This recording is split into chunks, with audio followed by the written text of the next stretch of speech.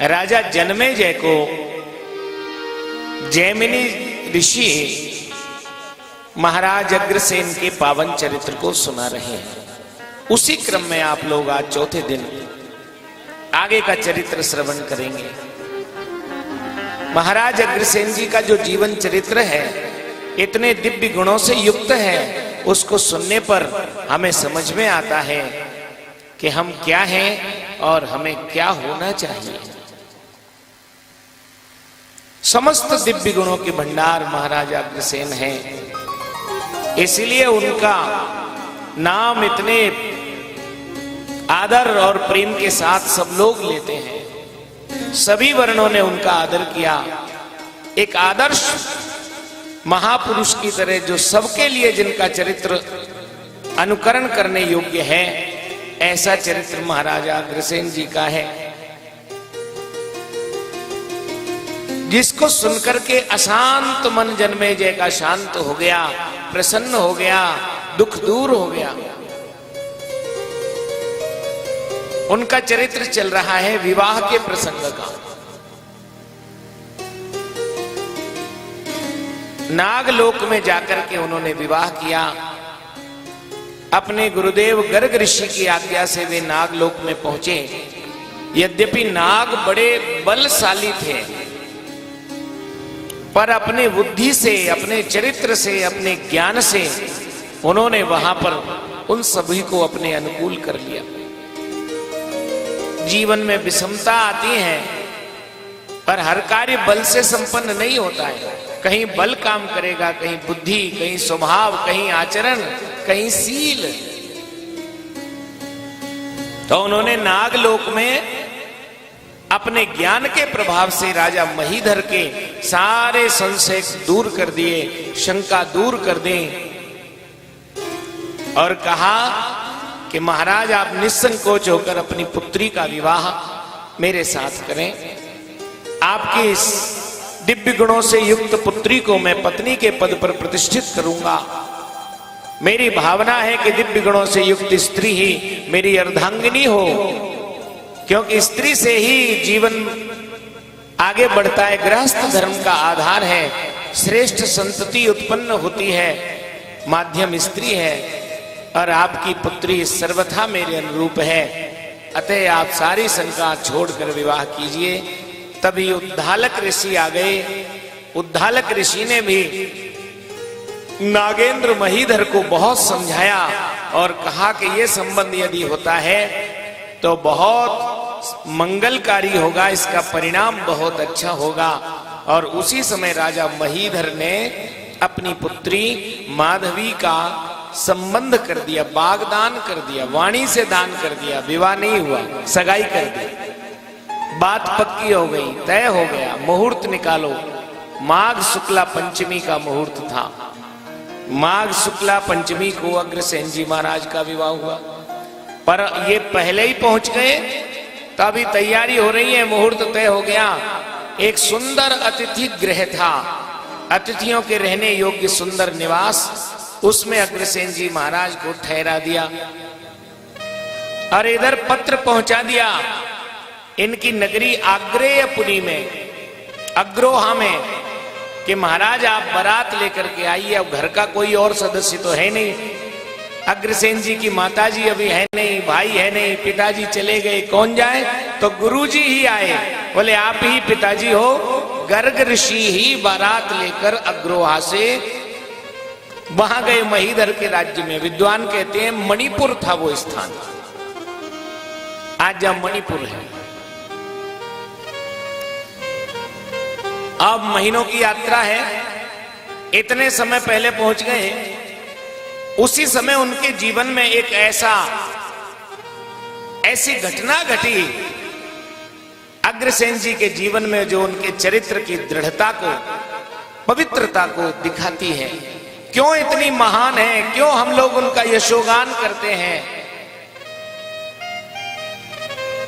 क्यों उनको अवतारी पुरुष लोग कह देते हैं, क्यों उनको महापुरुष महामानव कहते हैं, पूजनीय कहते हैं, वंदनीय कहते हैं। व्यक्ति नहीं पूजा जाता, संसार में चरित्र की पूजा होती है, व्यक्ति की नहीं होती। आचरण की पूजा होती है। हमारा ऐसा देश है। तो ऐसी घटना हुई जिसमें अग्रसेन जी महाराज का सुंदर चरित्र प्रकट होता है। हुआ यों कि एक बार ये अपने अतिथि गृह में थे। उसी समय एक सुंदर नाग कुमारी, नाग कन्या अत्यंत सुंदर थी, दिव्य वस्त्रों से अलंकृत थी, अनेक प्रकार के मणियों के गहने पहने हुए, कमल के समान जिसके सुंदर नेत्र थे, नई जिसकी अवस्था थी, ऐसी अत्यंत परम सुंदरी नाग कन्या एकांत के समय, रात्रि के समय अग्रसेन जी महाराज के पास आई। अग्रसेन जी से कहा, हे महावीर, जब से मैंने तुम्हें देखा है मेरा मन तुम में आसक्त हो गया है। तुम्हारे आसक्ति ही मुझे तुम्हारे पास लेकर के आ गई है। मैं तुम्हारे रूप और गुणों से मोहित हो गई हूं, इसलिए मुझे स्वीकार कीजिए। जैसे ही कहा, अग्रसेन जी ने दोनों कानों पे हाथ रख लिए। कहने लगे, हे देवी, तुम कौन हो, कहां से आई हो और कैसी अधर्म की बातें आप कर रही हो? तो कहा कि मैं यहीं की नाग कन्या हूं, तुम्हारे प्रेम के वशीभूत होकर के तुम्हारे स्नेह में यहां पर आई हूं। मेरे साथ रमण कीजिए, मुझे स्वीकार कीजिए। अग्रसेन जी कहने लगे, तो महान अधर्म की भाषा बोल रही हो। तो कहने लगे, हम तो नाग हैं, हमारे यहां कोई ऐसे पाप पुण्य के विचार नहीं है और मैं स्वेच्छा से आपके प्रेम में निबद्ध होकर के आई हूं, आप मुझे स्वीकार करो। पर अग्रसेन जी महाराज कहने लगे, तुम्हारी बुद्धि को काम ने मोहित किया हुआ है। न तुम्हें धर्म का विचार है, न तुम्हें अधर्म का विचार है, न तुम्हें पाप पुण्य का विचार है। अरे भैया, ज्ञानी मनुष्य को अपने मन और इंद्रियों पर नियंत्रण रखना चाहिए। तुम कैसी बात कर रही हो? जो तुम बोल रही हो वो किसी भी दृष्टि से अनुकूल नहीं है, ये महान अधर्म की बात है। जब ये कहा तो वो कहने लगी, इसमें धर्म अधर्म का विवेक नहीं है। फिर भी अग्रसेन जी कहते हैं, तुम यहां से चली जाओ। तो इसने अपना अपमान समझा। मैं अत्यंत सुंदरी हूं, हाँ, सब लोग मेरी आकांक्षा करते हैं, मैं स्वयं चलकर तुम्हारे पास आई, तुमने मेरा अपमान कर दिया। के तो मेरी बात मानो, अन्यथा विष के बाण, ऐसे तीक्ष्ण बाण है मेरे पास कि मैं तुम्हारे प्राण हर लूंगी। ये नाग कन्या है, विषैले बाण इसके पास है। अग्रसेन जी महाराज ने कहा, मनुष्य की जन्म मृत्यु भगवान के अधीन है, परंतु प्राण चले जाए मनुष्य को कभी धर्म का त्याग नहीं करना चाहिए। ये नीति कहती है किसी भी अवस्था में है, कोई बहाना नहीं कि इस कारण ऐसा हुआ, ना ना ना। यही तो धर्मात्मा का पता कब चलता है? सही समय आने पर। ईमानदारी का पता कब चलता है? कर्जा होने पर। हाँ, बिना उसके चोरी करने का पर्याप्त अवसर है फिर भी न करे, वही तो चरित्रवान है। गलती करने के पर्याप्त अवसर है फिर भी वो सुदृढ़ रहे, अपने धर्म पर मजबूत रहे, वही पूरा मनुष्य होता है भैया। जो मन का गुलाम है, इंद्रियों का अधीन हो जाता है, वह जीवन में श्रेष्ठ आचरण नहीं कर सकता है। अब इन्होंने कहा, भले ही मार दे, विषबाण का प्रयोग कर दे, पर तुम अंधी हो रही हो। काम की वेदना में तुम्हारे विवेक मर चुका है, तुम्हें नहीं पता है तुम क्या करने जा रही हो। लेकिन मुझे मृत्यु से भय नहीं है, मैं मृत्यु को सहर्ष स्वीकार कर लूंगा, पर अधर्म का आचरण नहीं कर सकता। ऐसा स्पष्ट रूप से अग्रसेन जी ने कह दिया। और जैसे ही कहा, वो नाग कन्या जोर जोर से हंसने लगी और कहने लगी, तुम धन्य हो अग्रसेन, मैं माधवी की सखी ही हूं, तुम्हारी परीक्षा लेने के लिए आई हूं कि तुम्हारा चरित्र कैसा है, तुम्हारा धर्म पालन कैसा है। मैं तुम्हारे पास तुम्हारी परीक्षा लेने आई थी और तुम पूरी तरह उत्तीर्ण हो गए हो। तुम जैसा पुरुष मेरी सखी को वर रूप में प्राप्त हो रहा है, ये मेरी सखी का परम सौभाग्य है। बहुत आनंद की बात है। ये चरित्र है, प्राण कंठ में आ जाए, मृत्यु का वरण करना पड़ जाए, फिर भी अधर्म में पैर नहीं रखते हैं, वे ही जीवन में ऊंचाई को प्राप्त होते हैं। उन्हीं का कल्याण होता है, उन्हीं की पूजा होती है, उन्हीं का सम्मान होता है। व्यक्ति की पूजा नहीं होती है, चरित्र की पूजा होती है। भैया भर्तरी ने लिखा है, निंदन्तु नीति निपुणा यदि वास्तुवन्तु लक्ष्मी समाविशतु गच्छतु वा यथेष्टम्। किसी विद्वान ने कहा, निंदन्तु नीति निपुणा, चाहे विद्वान लोग मेरी निंदा करें अथवा स्तुवन्तु या प्रशंसा करें, लक्ष्मी समाविशतु गच्छतु वा, तीनों लोकों की लक्ष्मी आ जाए अथवा चली जाए। अद्यैव मे मरणमस्तु, आज ही मरण हो रहा हो, अथवा युगांतरे वा, युगों तक जीने का मौका मिल रहा हो, ऐसी परिस्थिति में भी धीर मनुष्य जो होते हैं, धीर पुरुष होते हैं, अपने धर्म का पालन करते हैं, अधर्म की ओर पैर नहीं बढ़ाते हैं। ऐसी पक्की निष्ठा जिसकी है, उसके जीवन में चमत्कार होते हैं। ऐसा कैसा ही उदाहरण है अर्जुन का। आप सब जानते हैं कि महाभारत के युद्ध के पहले भगवान श्री कृष्ण ने समस्त उपनिषदों का सार गीता जी के रूप में सुना दिया अर्जुन को। पर अर्जुन ने ही क्यों चुना? ऐसे महान ज्ञान को सुनाने का पात्र अर्जुन क्यों है? अर्जुन भी ऐसा है। अर्जुन जब स्वर्ग में गया था इंद्र के पास, तो देवराज इंद्र ने अर्जुन का स्वागत किया, अर्जुन के लिए बड़े भारी अभिनंदन किया, अनेक प्रकार के भोजन करवाए, स्वर्ग के बड़े स्वादिष्ट पदार्थों को प्रस्तुत किया गया। फिर अर्जुन के सम्मान में एक सभा, नृत्य सभा करवाई, अप्सराओं के नृत्य करवाए। मुख्य अतिथि अर्जुन है। देवराज इंद्र ने कहा, अर्जुन आया है तो इसके स्वागत में नृत्य करवाओ। स्वर्ग की सबसे सुंदर अप्सरा थी उर्वशी। उर्वशी का नृत्य चल रहा था, अर्जुन बैठे बैठे देख रहे थे, बड़े गौर से उर्वशी को देख रहे थे, और उर्वशी भी अर्जुन को देख रही थी। तो इंद्र ने नृत्य के बाद में उर्वशी को आज्ञा दी, जाओ अर्जुन के कक्ष में जाओ। अत्यंत सुंदर उर्वशी आई। रात्रि के समय अर्जुन के कक्ष में अर्जुन ने कहा, पधारिए पधारिए माता जी।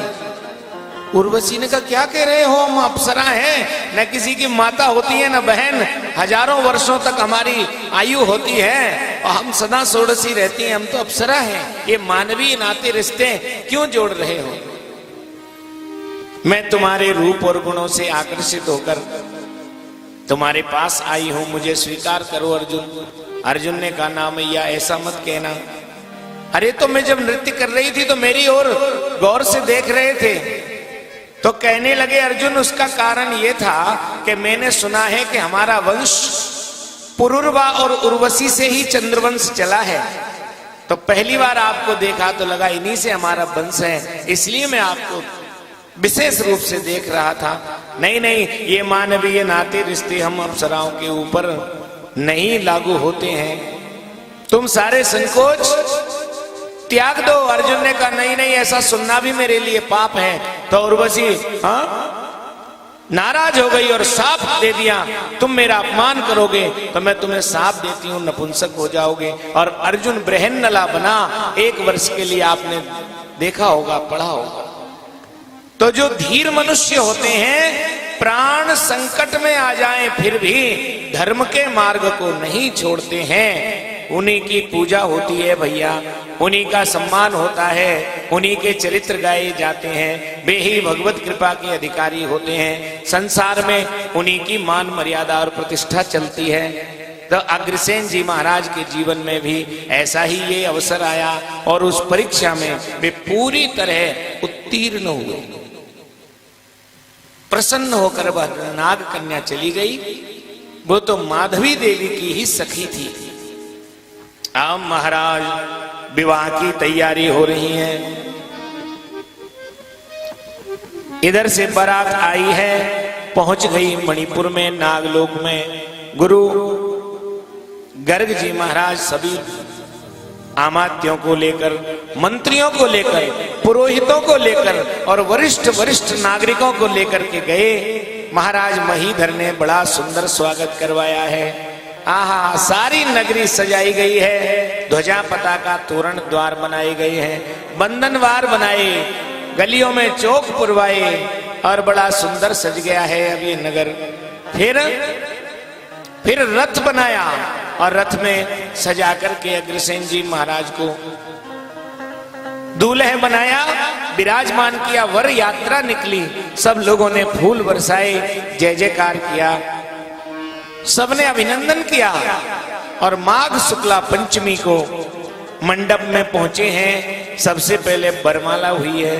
अब बरमाला होने के बाद में फिर विधिवत गणेश पूजन से लेकर के महाराज कन्यादान तक हुआ। कन्यादान के समय जय जयकार हो रही है, शंख बज रहे हैं, वाजे बज रहे हैं और संकल्प करके और महीधर जी कहने लगे, माधवी मम सुता सह धर्मचरी तब प्रतीक्ष चैनाम भद्रम ते पाणी ग्रहणी स्वपाणिना। ये कहने लगे, हे नरश्रेष्ठ, मेरी ये दिव्य गुणों से युक्त माधवी कन्या, इसका दान मैं तुम्हारे लिए करता हूं।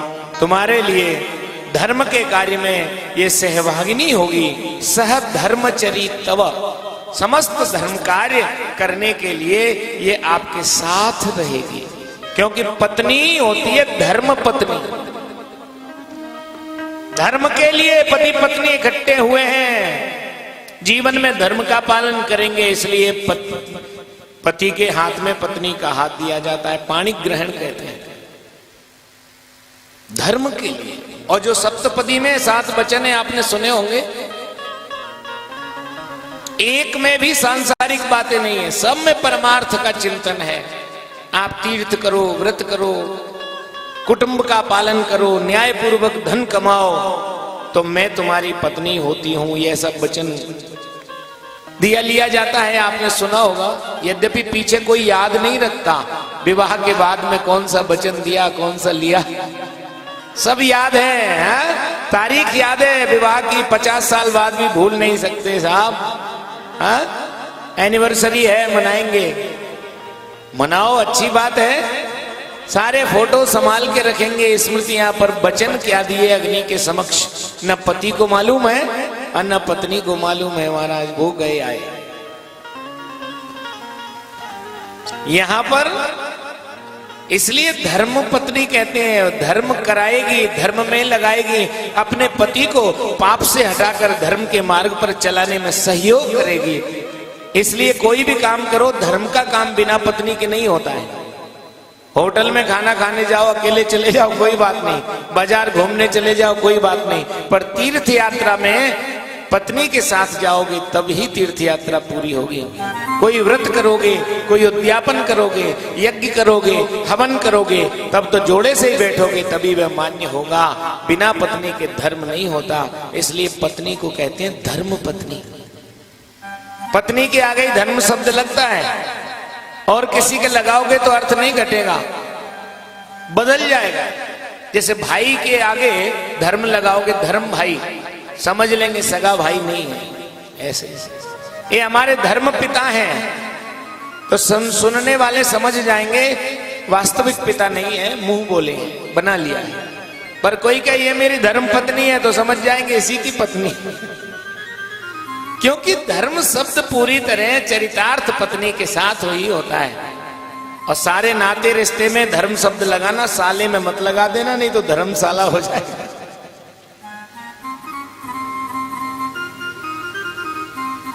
ये कितनी अच्छी बात है हमारे यहाँ। विवाह एक संस्कार है, समझौता नहीं है, एग्रीमेंट नहीं है, संस्कार है। संस्कार बदलते नहीं है, छूटते नहीं है, वो हृदय में चित्त में धारण होते हैं अनंत समय काल के लिए।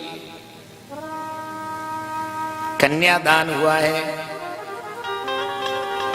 यदि ये संस्कार पूरी तरह होगा, हृदयंगम, तो जीवन में आगे अपने अपने धर्म का पालन पति पत्नी करेंगे, और नहीं तो फिर रोज के कलह मचती रहेगी,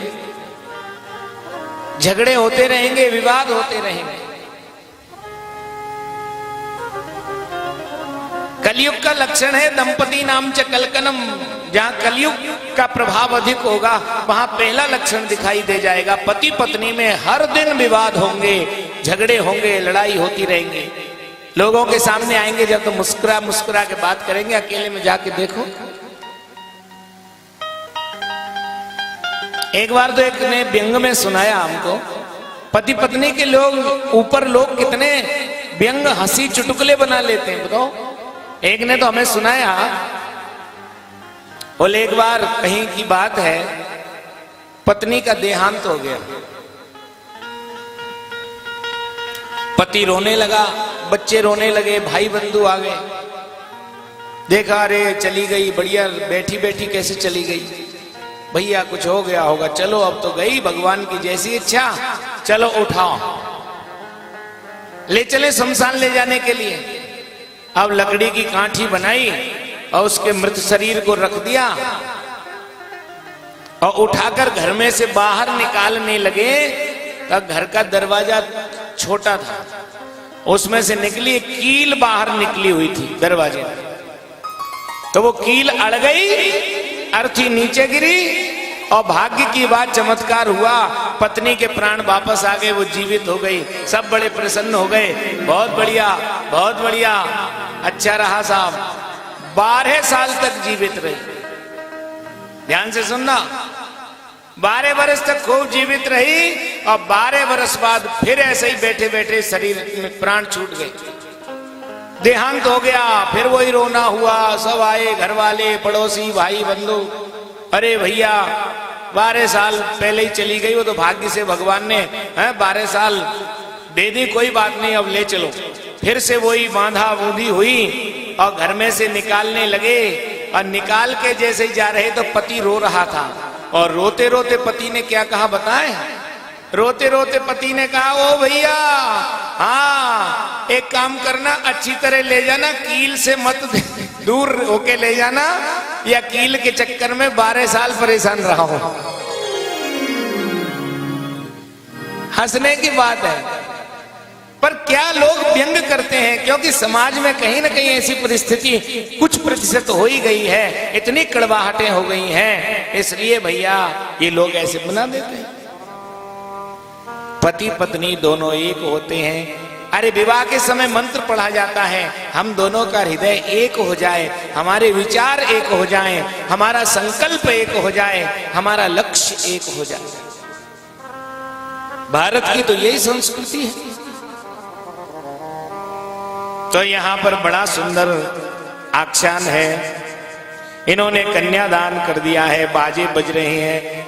राजा महीधर ने माधवी देवी का कन्यादान किया, बाजे बजे हैं, सप्तपदी हो गई है।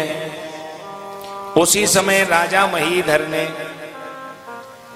प्रसन्न होकर के कहा, हे अग्रसेन, मैं तुमसे अत्यंत प्रसन्न हूं, तुम मेरे जामाता हो गए हो, जमाई हो गए हो, मेरा मान बढ़ गया, तुम्हारे गुणों से मैं इतना प्रसन्न हूं कि मेरी और बहुत सारी नाग कन्याओं का विवाह भी मैं तुम्हारे साथ करना चाहता हूं, इनको भी स्वीकार कर लीजिए। ससुर जी क्या कह रहे हैं? हाँ, मेरी और मेरे भाइयों की बहुत सारी सुंदर, कमल के समान सुंदर नेत्र वाली ये नाग कन्या, ये भी मैं आपको इनका कन्यादान करना चाहता हूं। अग्रसेन जी महाराज खड़े हो गए। कथम नुवा मनस्विन्या आहा माधव्या पाणि पंकजम गृहीत्वा नाग दुहितुर लोके धर्मम चराम्यहम। क्या कह रहे हैं महाराज? मैंने आपकी बेटी माधवी का पाणि ग्रहण स्वीकार कर लिया है, वही मेरी पत्नी है। अब दूसरा विवाह करना मेरे लिए अधर्म का कारण है, पाप का कारण है। आप कैसे ये बात कह सकते हैं? आपकी कन्याओं को मैं कैसे स्वीकार करूंगा? अरे कहने लगे राजा महीधर, राजाओं के तो अनेक रानियां होती हैं, इसमें कौन सी बड़ी बात है? ये तो बहुत साधारण बात है अग्रसेन जी। इसमें आपको चिंता नहीं करनी चाहिए, क्योंकि राजाओं के यहाँ अनेक विवाह होने के तो अनेक प्रमाण हैं।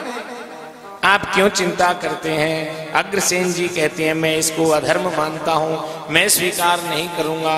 अरे महीधर कहने लगे मेरी बात सुनो, तुम्हें अधर्म लगेगा तो मैं अपनी तपस्या के प्रभाव से उस पाप से तुम्हें निवृत्त कर देता हूं। अब तो मेरी बात मान जाओ और मेरी इन सुंदर कन्याओं को अपने पत्नी के रूप में स्वीकार कर लो। नहीं नहीं नहीं महाराज, मेरा एक व्रत है, एक पत्नी व्रत, और मैं जीवन भर उसका पालन करूंगा। ये भगवान श्री राम ने चलाया और अग्रसेन जी राम जी के वंशज हैं, ये प्रमाणित कर रहे हैं। राम जी का भी यही व्रत था, एक पत्नी व्रत धरो राजर्षि चरितम महान, लिखा हुआ है भागवत। नहीं तो दशरथ जी के भी 3 रानी थी। जब राम जी का विवाह हुआ ना, सबने मुंह दिखाई में सीता जी को कुछ न कुछ दिया उपहार। कैकेयी माता ने कनक भवन दिया, कौशल्या माता ने स्वयं राम जी दे दिए। सब लोगों ने जिससे जो बना सीता जी को मुंह दिखाई में दिया। राम जी बोले देवी मैं तुम्हें क्या दूं? प्रथम दर्शन में मैं एक ही वचन कर देता हूं कि मेरी अर्धांगिनी के पद पर केवल आप ही विराजमान रहेंगे, आपके अलावा संसार में कोई नारी मेरे जीवन में कभी प्रवेश नहीं करेगी। ये भगवान श्री राम का वचन था और आजीवन निभाया। सीता जी के परित्याग के बाद भी जब यज्ञ किया राम ने, ऋषियों ने कहा कि जोड़े से बैठना जरूरी है, तो सीता जी की स्वर्ण प्रतिमा बनाकर विराजमान कर लिया, पर दूसरा विवाह नहीं किया। ये एक पत्नी व्रत है। अग्रसेन जी ने कहा मैं भी इसी का पालन कर रहा हूं, और वो उदाहरण भी देते हैं। बरम कूप शताद बापी, बरम बापी शताद क्रतु। एक कुआं बनवाने का जो पुण्य है, उससे ज्यादा 100 बावड़ी खुदवाने का पुण्य होता। 100 कुआं खुदवाओ, उससे ज्यादा पुण्य एक बावड़ी होती है ना, बापी, वो बनाने का है।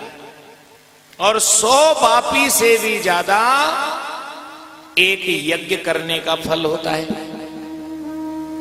एक यज्ञ कोई कर ले तो 100 बापी के बराबर पुण्य, और 100 यज्ञ करने से भी ज्यादा पुण्य होता है जीवन भर एक पत्नी व्रत का जो पालन करता है, उसका पुण्य फल 100 यज्ञों से भी अधिक होता है। ये शास्त्र की बात अग्रसेन जी महाराज कह रहे हैं। बरम कूप शताद बापी, बरम बापी शताद क्रतु, बरम क्रतु शताद भार्या, पत्ने का स्त्री शताद बरम। भैया इसलिए राम जी को ब्रह्मचारी कहा गया है राम रक्षा स्तोत्र में।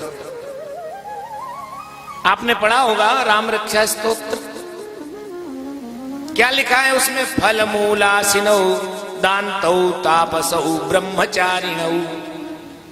राम जी ब्रह्मचारी हैं, विवाह तो हो गया, फिर क्यों लिखे? जो एक पत्नी व्रत धारण करते हैं वे ब्रह्मचारी के समान ही माने जाते हैं भैया। और इसी मर्यादा को, इसी सिद्धांत को बोल रहे हैं श्री अग्रसेन जी महाराज। इनकी बात सुन करके जितनी भी सभा है महाराज, सब प्रसन्न हो गई। साधु साधु कहने लगे, धन्य हो अग्रसेन, आपके हृदय में धर्म की स्थापना है, आप धर्म की मूर्ति हो। आपके समान धर्म के मर्म को समझने वाला संसार में और कौन होगा। सब लोगों ने स्तुति की, प्रशंसा की, महिमा की, बड़ाई करी। और उसके बाद में महाराज अब तो पाणी ग्रहण संस्कार हो गया है, जय जयकार हो रही है, विवाह संपन्न हुआ है। विवाह के बाद में बहुत से हाथी, घोड़े, रथ आदि दान दहेज में दिए हैं। क्या दूं? आखिर उन्होंने कहा सुसंस्कृतेभ्य सर्वेभ्य रमणीयो भविष्यति इदम अग्रतलम नामना त्रिश्लोकेषु विश्रुतम। जिस भूमि पर विवाह हुआ, ये भूमि में अग्रसेन के नाम करता हूं, मेरे इस तल का नाम होगा अग्रतल। हाँ, कुछ विद्वान कहते हैं अगरतला जो है ना, बस वो वही है। बोले आज से ये भूमि में अग्रसेन के नाम कर देता हूं। दामाद के नाम, और उस तल का नाम हुआ अग्रतल। और महाराज फिर तो बाजे बजे हैं और तुरही बजी है, शंख बजे हैं, जय जयकार हुई, गंधर्व गान कर रहे हैं, नर्तकियां नृत्य कर रही हैं। बड़ा भारी उत्सव महीधर के लोक में उस अग्रतल में हो रहा है। सब लोग माधवी देवी और अग्रसेन जी के विवाह का दर्शन करके आनंदित हो रहे हैं, अप्रमुदित हो रहे हैं। तो आइए भजन के माध्यम से आप भी भगवान का नाम गाएं।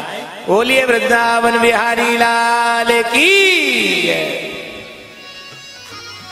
क्या जाने कोई क्या जाने, जय हो। क्या जाने कोई क्या जाने, मेरी लगी श्याम संग प्रीत दुनिया क्या जाने। श्याम संग प्रीत दुनिया क्या जाने, मेरी लगी श्याम संग प्रीत दुनिया क्या जाने। मेरी लगी श्याम संग प्रीत दुनिया क्या जाने। क्या जाने कोई क्या जाने, क्या जाने कोई क्या जाने, क्या जाने कोई क्या जाने, क्या जाने कोई क्या जाने। मुझे मिल गया मन का मीत दुनिया क्या जाने। मिल गया मन का मीत दुनिया क्या जाने।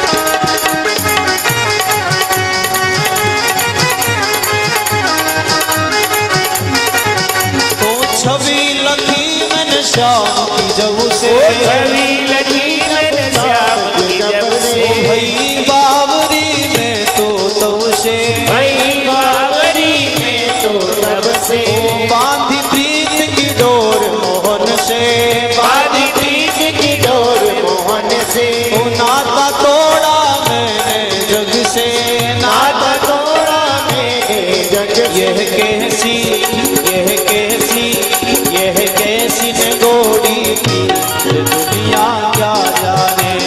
कैसी गोरी थी ये दुनिया क्या जाने। मेरी लगी श्याम संग प्रीत दुनिया क्या जाने। मेरी लगी श्याम संग प्रीत ये दुनिया क्या जाने। बात बिहारी लाल की।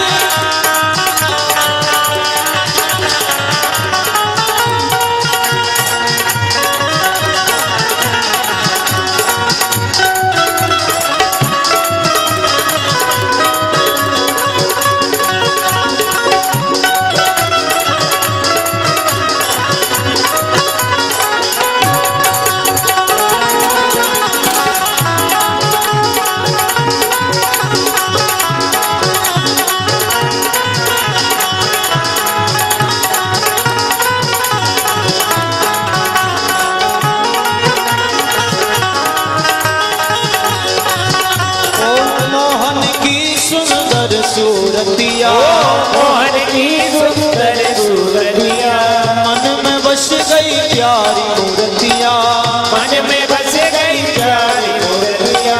जब से ओढ़ी मैंने श्याम चुनरिया, जब से ओढ़ी मैंने श्याम चुनरिया।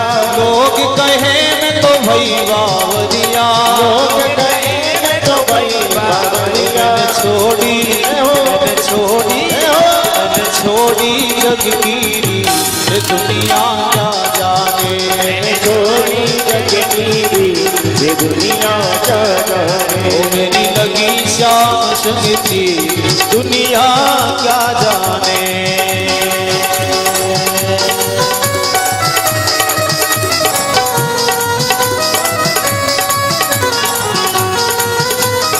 हरि बोल।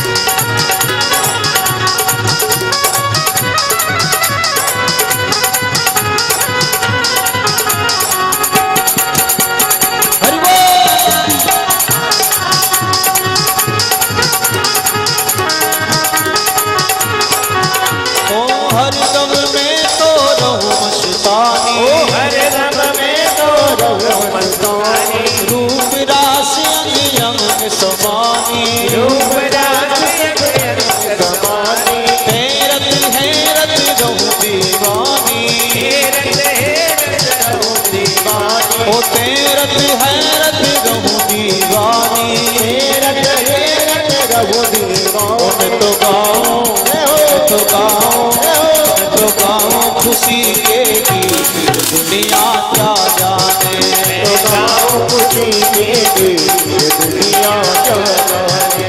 ओ क्या जाने कोई क्या जाने, क्या जाने कोई क्या जाने, ओ क्या जाने कोई क्या जाने, क्या जाने कोई क्या जाने। ओ मुझे मिल गया, मुझे मिल गया, मुझे मिल गया मन का भी, दुनिया क्या जाने, मुझे मिल गया मन का भी, दुनिया क्या जाने। मेरी लगी शाम संग की, दुनिया क्या जाने, मेरी लगी शाम संग की, दुनिया क्या क्या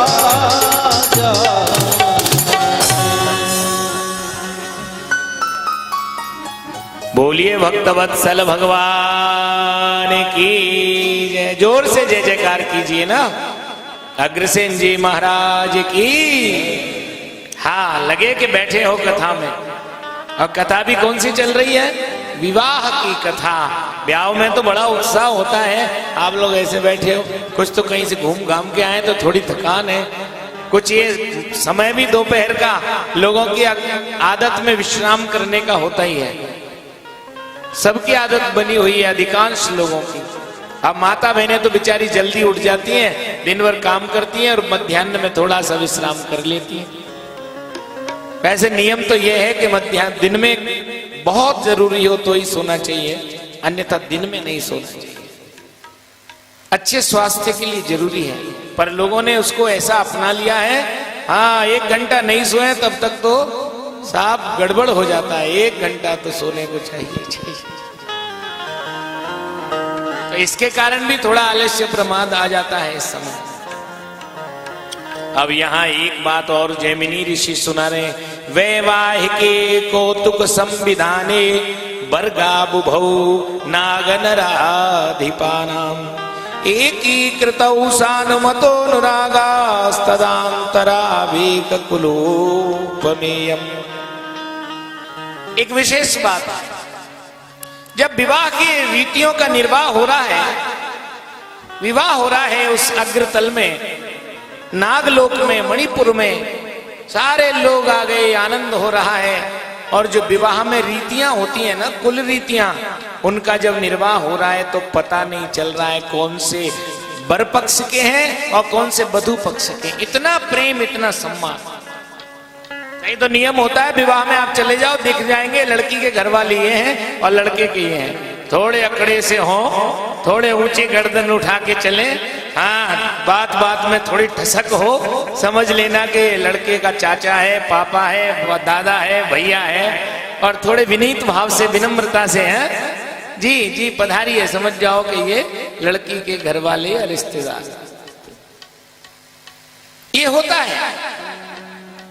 लड़के वालों को लगता है कि हम बड़े ऊंचे हैं साहब। वैसे गहराई से विचार करो तो लड़के वाले ऊंचे नहीं होते हैं।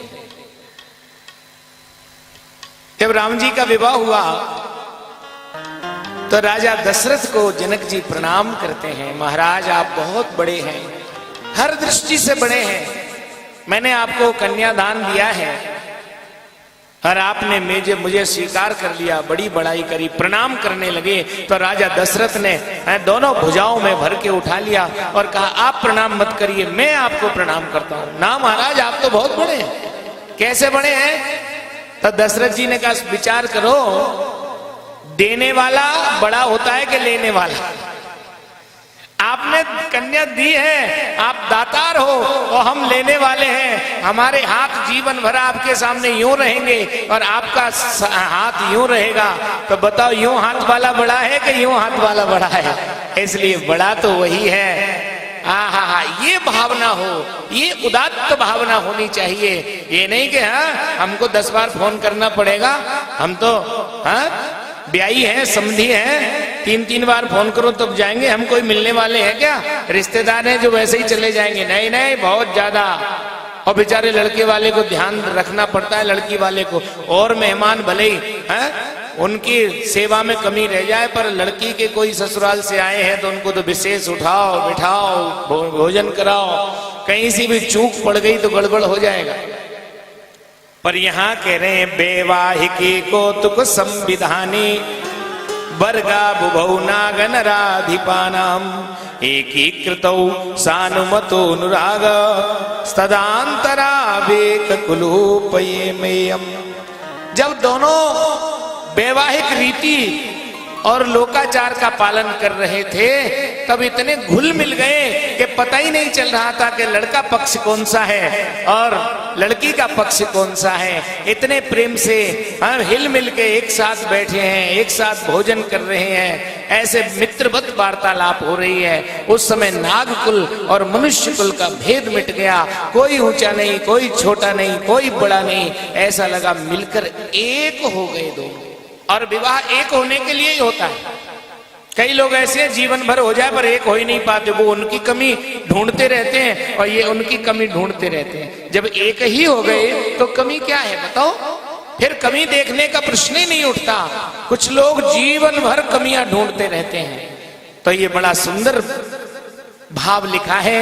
फिर सब सखियों ने माधवी देवी का श्रृंगार किया, सजाया और मंगल गीत गाया है। बड़े भाव से उत्सव हुआ, आनंद हुआ।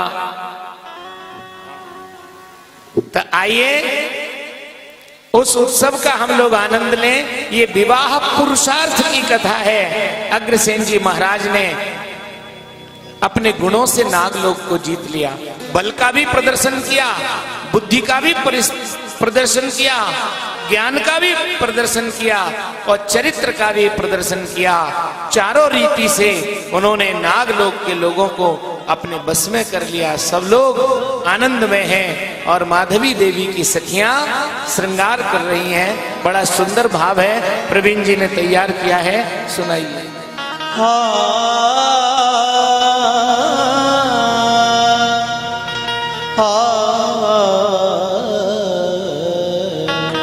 जय हो।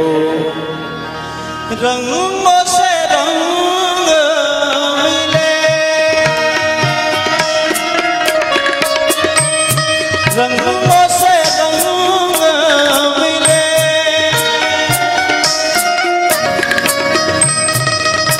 वो चौक पुराओ बाटी रंगाओ, चौक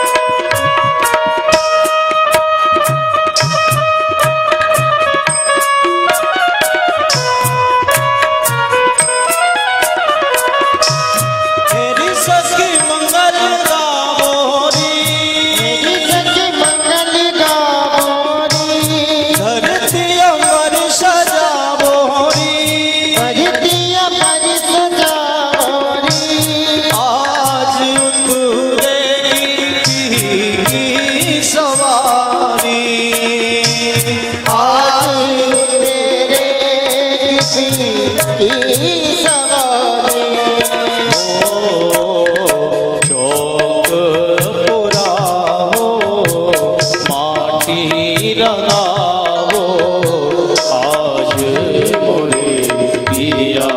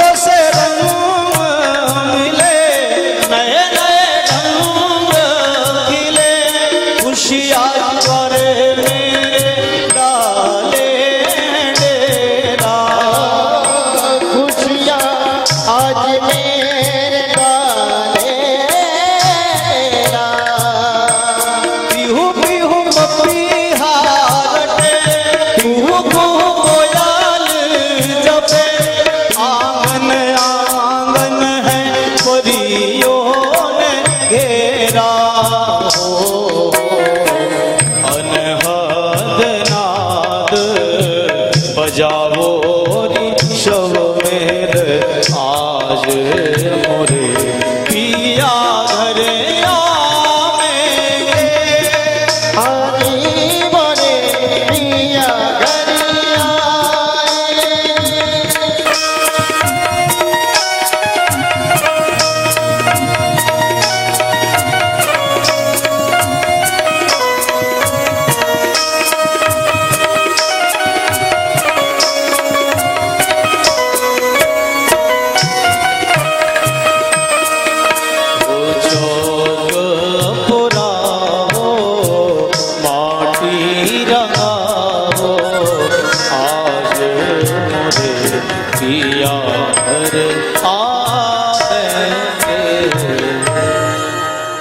बोलिए भक्तवत्सल भगवान की जय। सब मंगल गीत गा रहे हैं। उत्सव हुआ धूमधाम से। माधवी देवी और महाराज अग्रसेन जी का विवाह संपन्न हुआ। दोनों पक्षों में इतना प्रेम प्रकट हुआ कि पता ही नहीं चला कौन नागवंशी है और कौन अग्रोहावंशी है। फिर विदाई हुई, खूब दान दहेज दिया। 7 दिन की यात्रा करके अग्रसेन जी अग्रतल से मणिपुर से चल के और इसी पावन भूमि में अग्रोहा की भूमि में आकर के पहुंचे। अग्रोहा वासियों को पता लगा महाराज अग्रसेन विवाह करके आ गए हैं। सारे नगर को सजाया गया और महाराज ध्वजा पताका लगाई गई, बंधनवार बांधे गए, तोरण द्वार सजाए गए, केला और सुपारी के वृक्ष लगाए, खूब अभिनंदन की तैयारी है। और उसी समय एक और चमत्कार हुआ कि जो ब्राह्मण अग्रसेन जी की माताजी भगवती देवी और अनुज सूरसेन को ढूंढने गए थे, वे लौट करके आ गए और साथ में माताजी आ रही हैं और साथ में छोटा भाई सूरसेन। आहा हा, अग्रसेन जी की प्रसन्नता कई गुना बढ़ गई। अपनी जन्म देने वाली माता को देखा, सामने विवाह करके आ रहे हैं, साष्टांग चरणों में वंदन किया।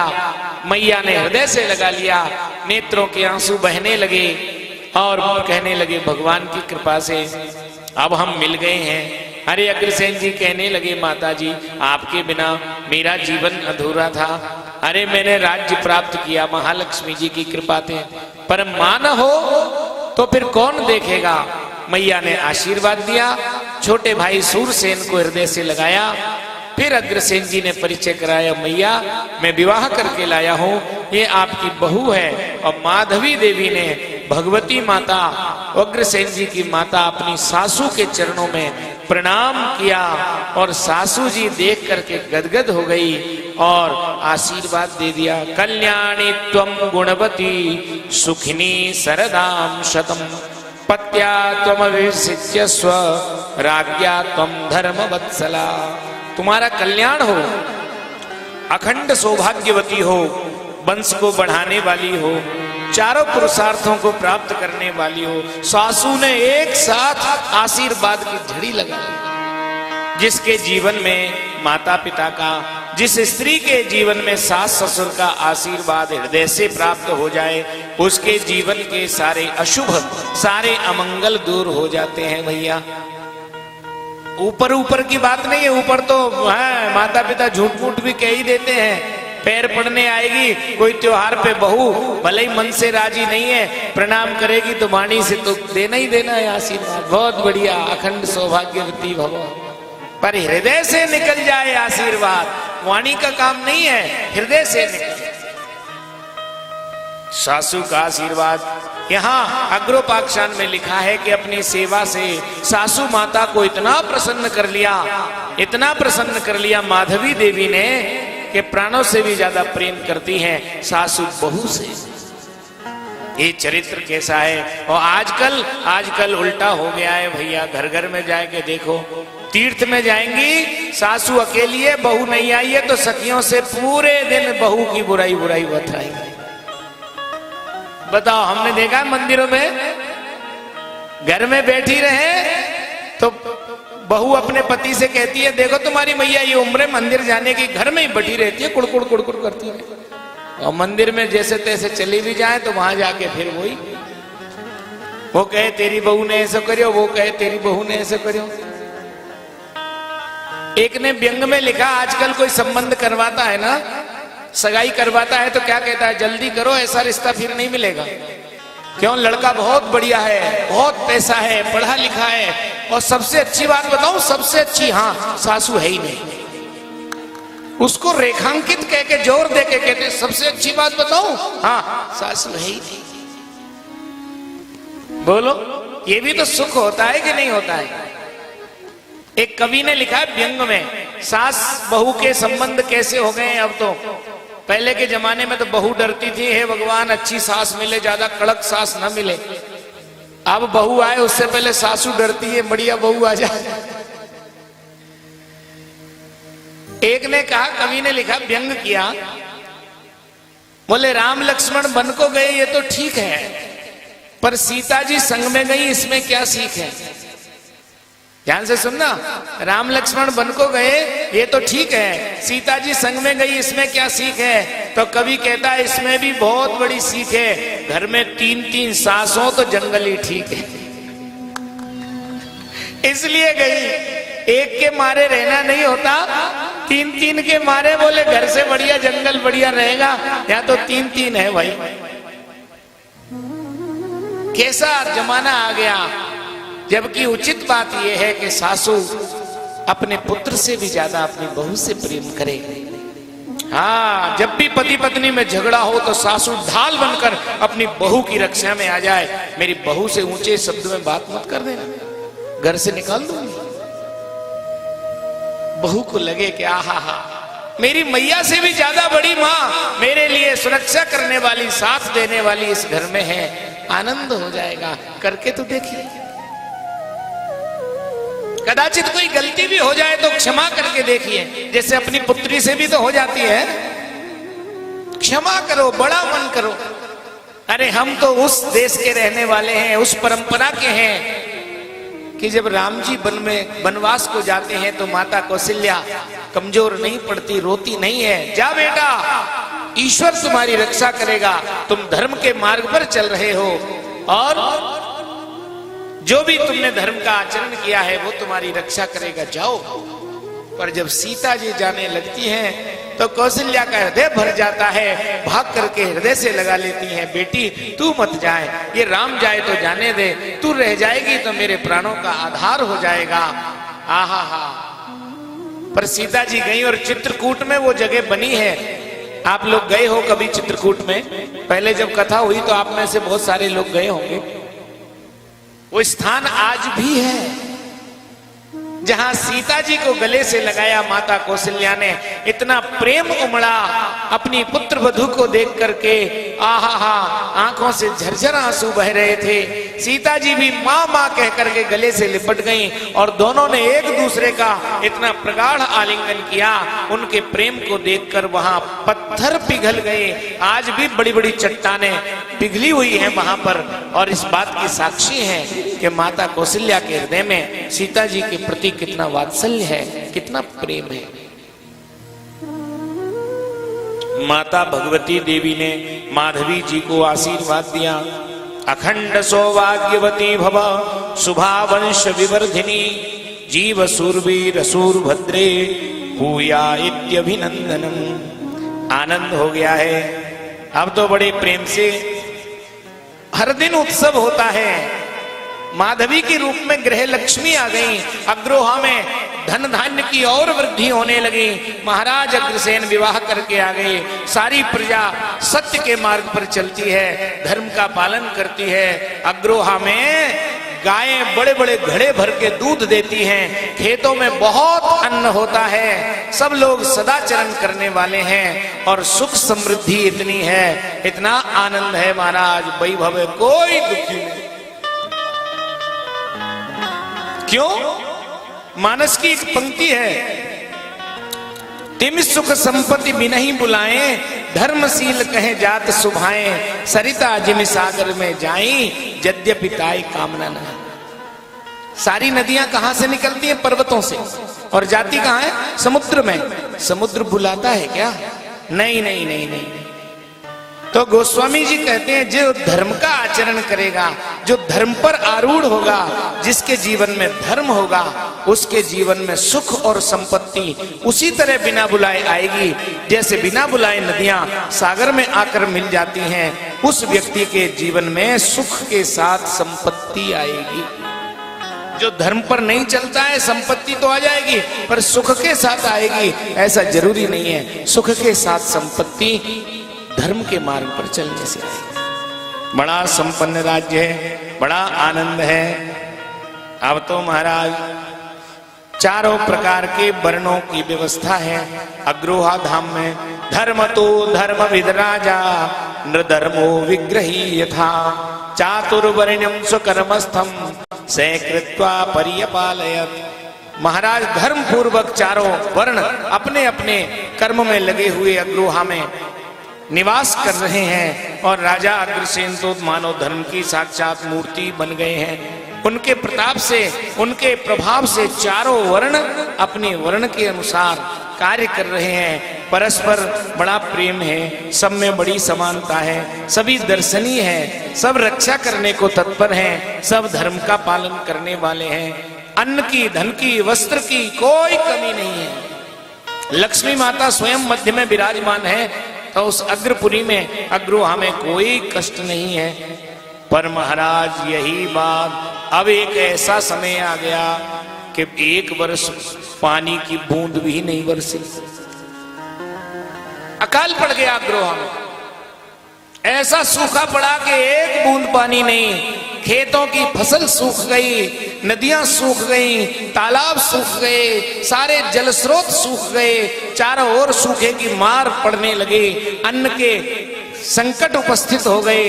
अब कहां से आए? प्रजा दुखी होने लगी। राजा अग्रसेन जी ने अपने भंडार खोल दिए, सारे टैक्स समाप्त कर दिए, अन्न दे दिया। और भैया इच्छा हो तो लौटाना, नहीं तो मत लौटाना, मैं किसी को भूखा नहीं सोने दूंगा। राजभवन में जो अन्न के भंडार भरे हैं सब खोल दिए, कोई भूखा न रहे।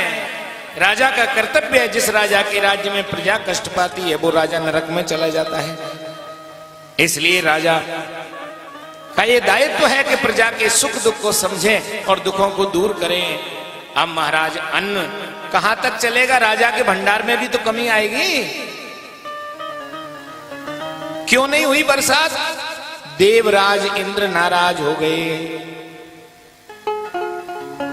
उनको लगा कि मेरे साथ महीधर ने अपनी पुत्री माधवी का विवाह नहीं किया, एक मनुष्य अग्रसेन के साथ कर दिया और वहां ठाट बाट है, मैं देखूं जरा, पानी नहीं बरसाया, त्राहिमाम हो गया, अब क्या करना चाहिए। एकांत में बैठे हैं, विचार कर रहे हैं, मैंने प्रजा के लिए राज के कोष खोल दिए, खजाने खोल दिए, अन्न के भंडार खोल दिए, पर कितने दिन तक, आखिर तो मेरे महलों का भी भंडार समाप्त होगा, बिना पानी बरसे तो काम चलेगा नहीं। तो किससे मन की बात कहें। माधवी देवी आई और कहने लगी, हे नाथ आप उदास लग रहे हो। नहीं नहीं ऐसी बात नहीं, नहीं आप अपने मन की बात अवश्य मुझे बताइए, मैं आपकी अर्धांगिनी हूं, मैं आपके चेहरे को देख के बता सकती हूँ आज आपके मन में क्या चल रहा है। आज आप बड़े उदास होकर के बैठे हैं, क्या कर। पति और पत्नी वही है जो मन की बात समझ जाए, बिना कहे समझ में आ जाए क्या चाहते हैं। हाँ,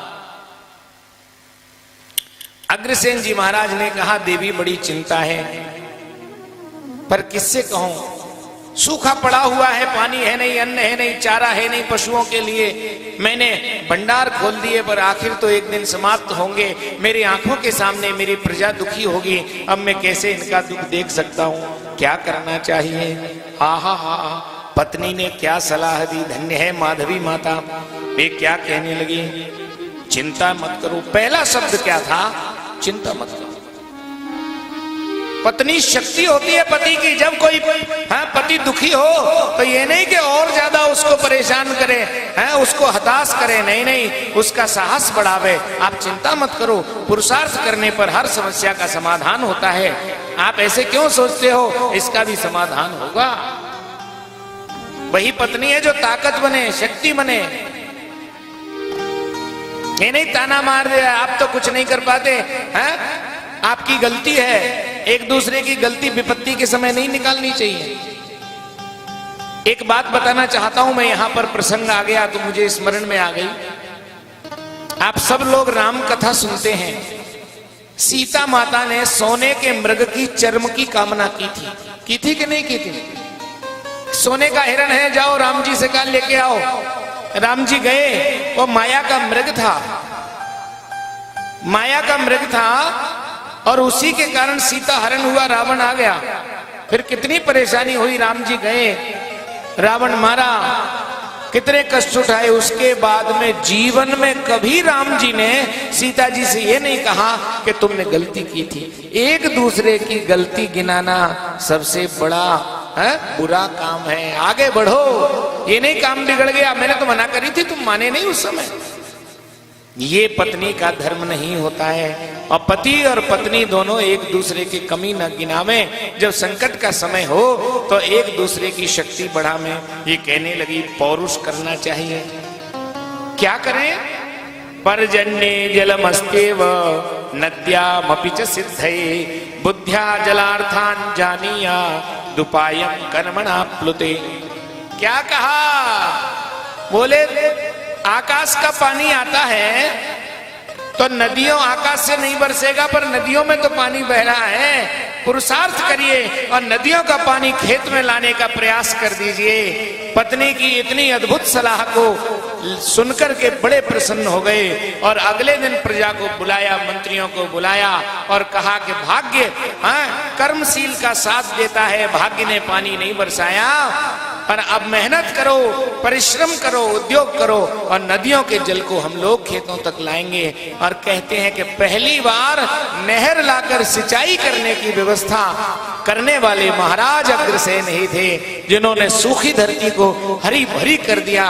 आहा, इतना पुरुषार्थ किया कि भाग्य परास्त हो गया, पुरुषार्थ जीत गया और सूखी धरती हरी भरी हो गई। नदियों के जल को लाकर के नहरों के माध्यम से सारी धरती का सिंचन हो गया। और एक बात और आई कि पत्नी की भी सलाह ले लेनी चाहिए।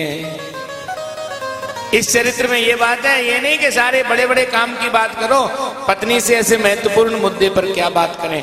पत्नी के सारे काम होते हैं, सेविका भी है, मित्र भी है। माता भोजन कराए तो माता बन जाती है, सेवा करती है, सेविका बन जाती है। और कोई सलाह करो तो मंत्री सबसे बढ़िया धर्मपत्नी होती है, सलाहकार। इसलिए विमर्श कर लेना चाहिए। अब महाराज आनंद हो गया है, हरी भरी फसलें, फिर से धन धान्य की वृद्धि हो गई है। अब क्या करना चाहिए? इंद्र ने देखा कि यहां तो अग्रोहा में एक बूंद पानी की नहीं बरसाई, सूखा पड़ गया।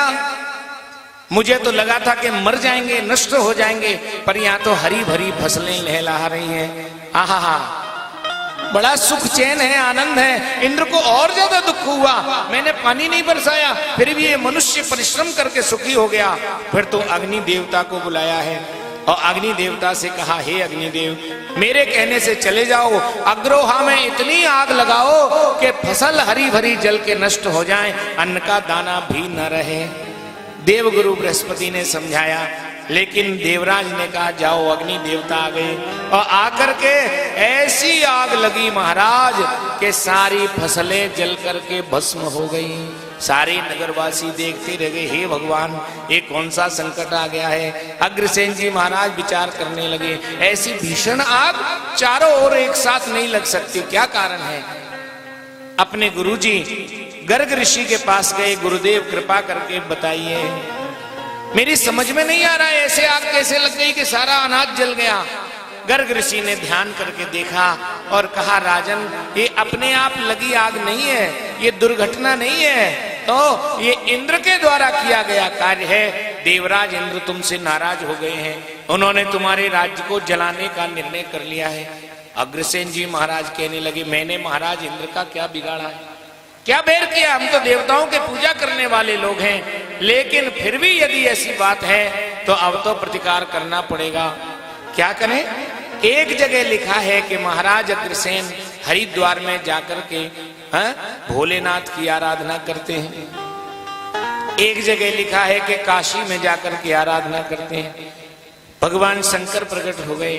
शंकर जी ने कहा कि तुम्हारी माता महालक्ष्मी जी की ही आराधना करो, उसी से तुम्हारा मंगल होगा। फिर से आकर के दोबारा महालक्ष्मी माता की स्तुति करते हैं, हे जगदम्बा, हे हरिप्रिया, हे नारायणी, मेरे जीवन में जब जब संकट आया है आपने कृपा करके उसको दूर कर दिया है। अब की बार मेरे आत्मसम्मान की बात है, इंद्र ने अकारण ही मुझसे बैर किया है, मेरे राज्य को नष्ट करने का विचार किया है, अब आप ही रक्षा कीजिए। इंद्र को बताना होगा कि हम कमजोर नहीं है। माता जी प्रकट हो गई, बोले लक्ष्मी माता की जय। फिर से दोबारा लक्ष्मी माता प्रकट हुई और वरदान दे दिया है, भयम शक्राद्यपेयाते प्रणोस्ते हम भयम तवा वैरिण स्तंभयिष्यामि प्रक्षेप्याप्यायुधानि च। क्या कहा? चिंता मत करो, मैं अपने वरदान देती हूं कि तुम्हारे अस्त्र शस्त्रों में मेरा तेज समाहित हो जाएगा और मैं तुम्हारे विरोधी के सारे अस्त्र शस्त्रों को स्तंभित कर दूंगी। जाओ, अब काल भी तुम्हारा सामना नहीं कर सकता। जाओ, महालक्ष्मी माता के आशीर्वाद से बलवान होकर के अग्रसेन जी महाराज रथ पे बैठकर के देवराज इंद्र को युद्ध के लिए आवाहन करते हैं। आइए, आग लगाने से क्या होगा, आमने सामने युद्ध कीजिए, या तो मुझे आप परास्त कर दीजिए, अन्यथा मैं आपको परास्त करूंगा। और इंद्र ने कहा, इतना साहस, हमसे युद्ध करोगे? धरती के साधारण प्राणी। इंद्र आ गए महाराज, दोनों ओर से बाण चढ़ने लगे। दोनों ओर से बाणों की जब वर्षा होने लगी तो देवगुरु बृहस्पति आ गए। बृहस्पति जी को देख करके देवराज इंद्र रथ से नीचे उतर के प्रणाम करने लगे। अग्रसेन जी महाराज भी उतर के प्रणाम करने लगे। देवगुरु बृहस्पति ने कहा, हे अग्रसेन, इंद्र के साथ तुम्हारा युद्ध कल्याणकारी नहीं है। इंद्र से कहा, तुम अकारण युद्ध क्यों कर रहे हो? तो इंद्र ने कहा, मैं भी देख रहा था कि प्रजा पालन करने के लिए अग्रसेन क्या क्या कर सकते हैं, पर आज ये निर्णय हो गया कि सच्चे राजा हैं, अपने प्राण भी प्रजा की रक्षा करने के लिए दे सकते हैं। इंद्र ने कहा, इनके गुणों से मैं प्रभावित हो गया, फिर मित्रता हुई। इंद्र को अग्रोहा के राजभवन में लेकर के आए और देवराज इंद्र का पूजन किया अग्रसेन जी ने। और देवराज इंद्र ने कहा, हे अग्रसेन, तुम्हारी और मेरी मित्रता कभी समाप्त नहीं होगी। ऐसा कहकर के चले गए। बादल बरसे हैं और महाराज ऐसी बरसात हुई कि नदी नाले सब भर गए, फसलें लहलहा उठी और अग्रोहा में फिर से महाराज समृद्धि की नदियां बहने लगी। बोलिए भक्त वत्सल भगवान की। यहाँ पर जैमिनी ऋषि कहते हैं, हे राजा जन्मेजय, कोई भी ये मान ले कि संकट जीवन में नहीं आएगा, ऐसी बात नहीं है। अच्छा बुरा समय सबका आता है। कौन है जिसका अच्छा बुरा नहीं आवे, एक जैसा चले।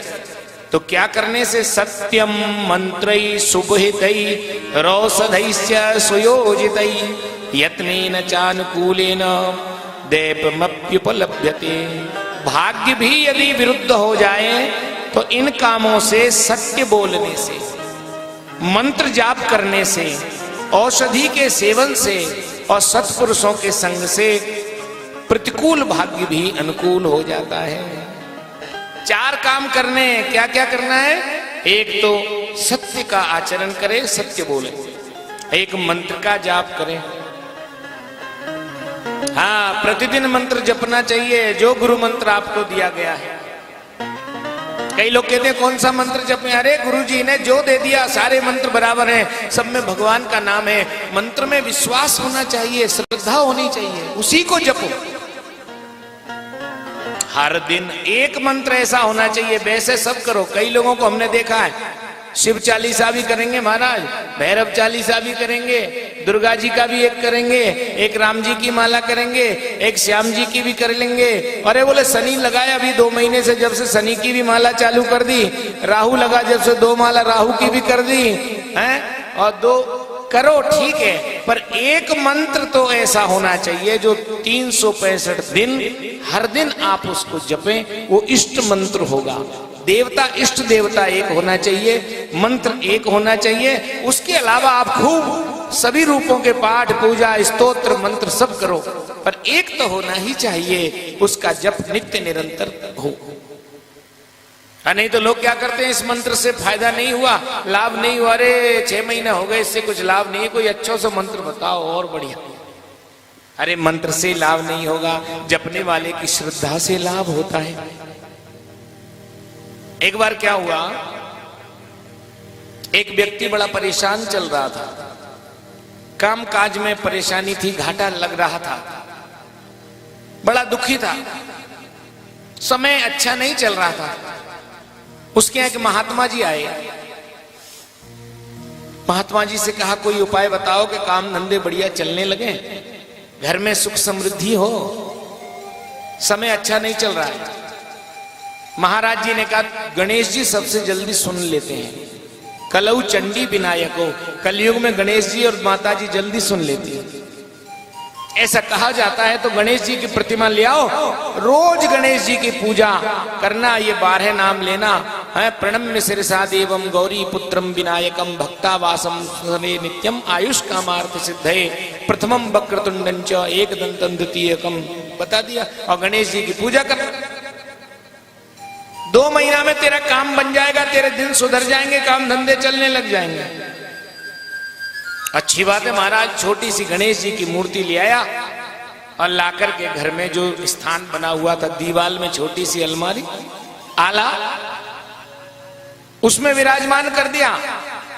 अब तो खूब गणेश जी को स्नान कराया, चंदन लगाया, वस्त्र पहनाए, भोग लगाया, अगरबत्ती लगाई और आरती करी, बड़े प्रेम से नाम जप किया।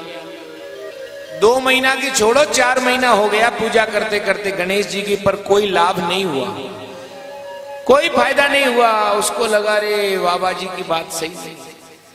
फिर दूसरे महात्मा जी आ गए, फिर गया, महाराज जी कृपा करो, बड़ा परेशान हूं, साल भर से दिन बड़े खराब चल रहे हैं। अरे अभी ठीक हो जाएंगे, क्या करो? बोले माता जी की प्रतिमा ले जा, माता जी की पूजा श्रद्धा से करना, स्नान कराना, चंदन लगाना, धूप दीप का सेवा करना, भोग लगाना और माता जी का मंत्र बता दिया, इसका जप कर ले, अच्छी बात है। अब मूर्ति लेकर के आ गया, अब घर में आए हो तो घर में तो पहले ही बैठे हैं गणेश जी, जगह उतनी सी, अब क्या करूं, माता जी ले आया, गणेश जी का क्या करूं।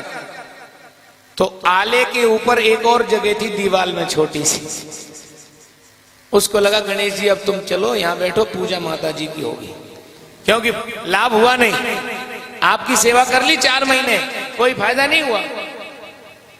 अब माता जी को विराजमान कर दिया, अब तो स्नान कराया, चंदन लगाया, भोग लगाया, आरती करी, पर एक अच्छी सुगंधित अगरबत्ती लाया माता जी के लिए, और बढ़िया सुगंधित अगरबत्ती लगाई और माता जी के सामने अगरबत्ती जला के लगा दी। अगरबत्ती का धुआं ऊपर जा रहा था, जहां गणेश जी थे ना ऊपर, माता जी की तरफ नहीं जा रहा था।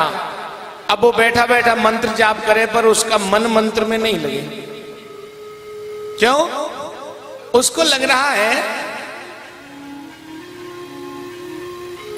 रहा है कि अगरबत्ती तो लाया हूं जगदम्बा माता जी के लिए, और ये गंध जा रही है, सुगंध जा रही है गणेश जी की तरफ, क्या करूं। पहले तो हाथ से करके अगरबत्ती का धुआं माता जी की तरफ किया, फिर भी संतोष नहीं हुआ। अब क्या करें, तो रुई लेकर के आया और रुई लेके गणेश जी की सूंड में लगाने लगा। बोले हाँ, नाक के छिद्र बंद कर दो, जो खुशबू ले ही नहीं पाएंगे। बस, और जैसे ही रुई लेके गणेश जी की सूंड में लगाई, गणेश जी साक्षात प्रकट हो गए। वरदान मांग ले भैया, वरदान मांग, मैं बड़ा प्रसन्न हूं। घबरा गया महाराज, 4 महीना प्रेम से पूजा करी तो आप प्रसन्न नहीं हुए, और आज मैंने रुई लगा दी तो आप प्रसन्न हो गए, कारण क्या है। तो गणेश जी ने क्या कहा, पहले तू मुझे पत्थर की जड़ प्रतिमा समझ रहा था, निर्जीव मूर्ति समझ रहा था, आज साक्षात गणेश समझ लिया कि मैं सुगंधी ले रहा हूं, भोग स्वीकार कर रहा हूं, तो आज मैं प्रसन्न हो गया। देखो भैया, हमारी मन और बुद्धि, हमारी श्रद्धा ही फलवती होती है। सारे मंत्र एक जैसे होते हैं, मंत्र में श्रद्धा होगी तो आपका वही मंत्र कामधेनु की तरह है, कल्प वृक्ष की तरह आपके सभी मनोरथों को पूर्ण करने वाला हो जाएगा। इसलिए मंत्र में श्रद्धा और विश्वास होना चाहिए। इस प्रकार महाराज विपत्तियों को दूर किया है। इंद्र के साथ अग्रसेन जी ने मित्रता कर ली है। अब भगवान की बड़ी कृपा हुई, अग्रसेन जी महाराज के 18 पुत्र हुए। एक वर्ष के अंतराल में माधवी देवी के गर्भ से 18 पुत्रों ने जन्म लिया। सबसे बड़े का नाम है विभु। एक बेटी हुई, माधवी देवी सोच रही है बेटी तो होना ही चाहिए। 18 पुत्र हो गए, पर बेटी नहीं होगी तब तक गृहस्थ जीवन पूरा नहीं होगा। फिर बेटी हुई, बेटी का नाम है ईश्वरी। अब क्या करना चाहिए। और इनके छोटे भाई हैं सूरसेन, उनके यहां भी 5 पुत्र हुए। बड़ा आनंद हो गया। इन बालकों को पाकर के सब लोग बड़े प्रसन्न हो गए हैं। अग्रसेन जी के 18 पुत्रों के नाम इस प्रकार हैं, विभु, विक्रम, अजेय, विजय, अनल, नीरज, अमर, नगेंद्र, सुरेश, श्रीमंत, सोम, धरणीधर, अतुल, अशोक, सुदर्शन, सिद्धार्थ, गणेश्वर और लोकपति। इस प्रकार 18 पुत्र हुए। एक पुत्री हैं ईश्वरी, जिनका विवाह काशी के नरेश महेश के साथ हुआ, जो सन्यासी होकर मोक्ष धर्म को प्राप्त हुए हैं। इनको विद्या अध्ययन करने के लिए ऋषि के आश्रम में, गर्ग ऋषि के आश्रम में पहुंचाया। सारे बालक बड़े हो गए हैं। अब तो विवाह की तैयारी है, क्या करना चाहिए। अपनी धर्म पत्नी माधवी देवी जी से पूछा, देवी पुत्र बड़े हो गए, अब इनका विवाह करें, कन्या खोजनी चाहिए। तो ये कहती है माधवी देवी, बोले कन्या मत देखो, उनके माता पिता देखो। कन्या को क्या देखेंगे।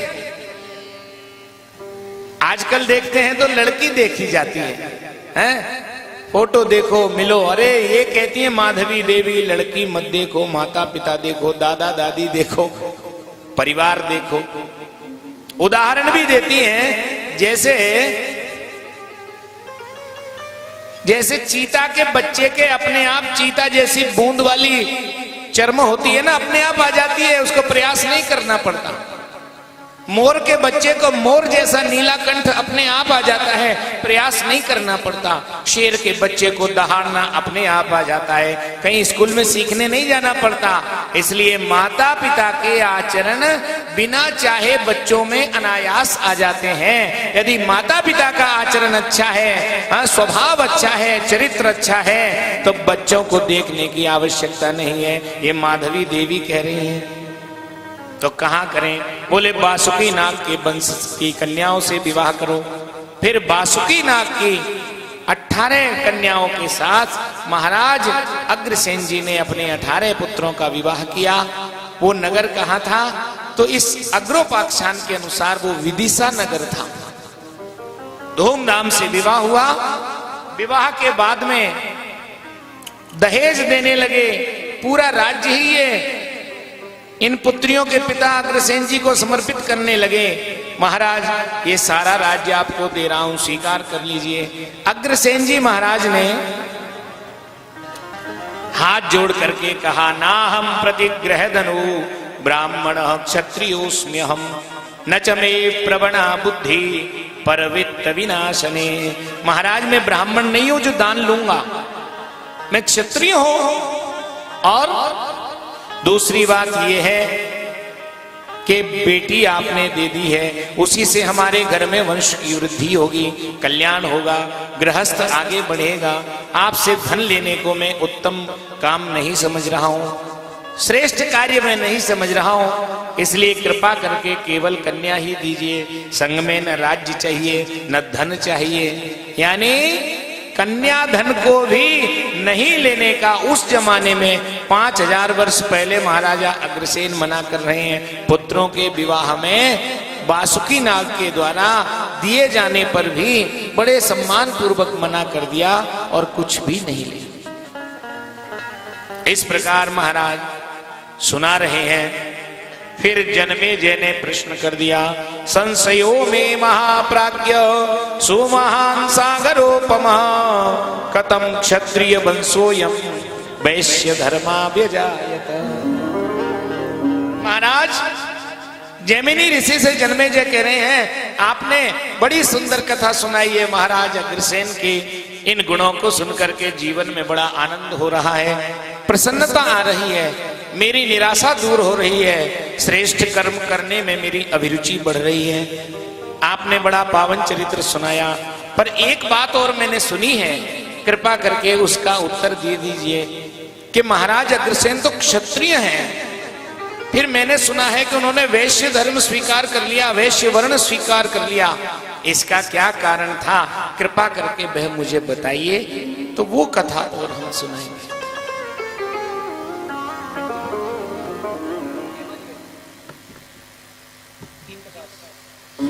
बोलिए अग्रसेन जी महाराज की जय।